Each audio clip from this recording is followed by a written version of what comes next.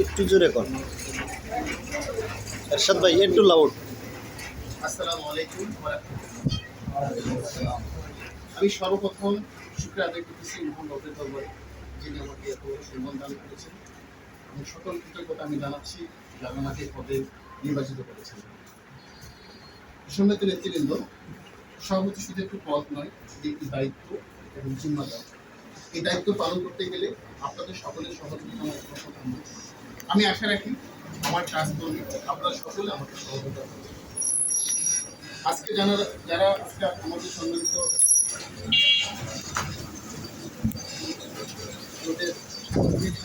বড় ভাই ধরে থাকতাম আমরা, কারণ আমাদের ইমরান ভাই সর্বপ্রথম আসলে ওনার সাথে আমার খুব পরিচয় ছিল। ওনার সাথে অনেক জায়গায় গেছিলাম, সাংগঠনিক কাজে, ব্যক্তিগত কাজে, এবং আমাদের সাথেও দেখুন ভাই প্রত্যেকের ওনার হাত ধরে আমার এখানে আসে। আমি গেছিলাম শিক্ষা সম্পাদক ছিলাম, আজকে ওনারা চলে যাচ্ছে আপনার পদে আছে। আমি বিশ্বাস রাখি আমার প্রত্যেকটা কর্মকাণ্ডে, প্রত্যেকটা কাজে আমি ওনাদের মতামতকে গুরুত্ব দিই এবং ওনাদের মতামতের ভিত্তিতেই আমি এই সংগঠনকে সামনে এগিয়ে নেওয়ার জন্য গুরুত্বপূর্ণ ভূমিকা রাখার চেষ্টা করি। সম্মানিত নেতৃবৃন্দ, আমি যেহেতু আজকে আমার সর্বদেশে প্রথম বক্তব্য, আপনাদের সকলের কাছে আমার কিছু আর্জি থাকে, কিছু অনুরোধ থাকে, কিছু চাওয়া পাওয়া থাকে। সেটি কোনো অর্থনৈতিক নয়, সেটি ভালোবাসার চাওয়া। আমি আশা রাখি আজকের পর থেকে আমাদের সকল দ্বিধা দ্বন্দ্ব, সকল রাজনৈতিক মনোভাব আমার সর্বপ্রথম দায়িত্ব থাকবে একে অপরের প্রতি আস্থা এবং বিশ্বাস অর্জন। আমি সকলকে নিয়ে এই সংগঠনে এগিয়ে নেওয়ার জন্য সকলের গুরুত্বকে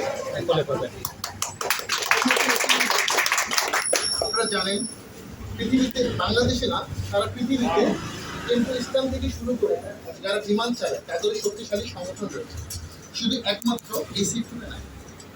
আমরা সকল চালক ভাইরা যদি একদিন কর্মবিরত রাখি, শুধু বাংলাদেশ না, ঢাকা সিটি না, পুরো শহর স্তব্ধ হয়ে যায়। কিন্তু আমরা সকল ঐক্যবদ্ধ না থাকার কারণে আমরা এখান থেকে পিছিয়ে যাচ্ছি।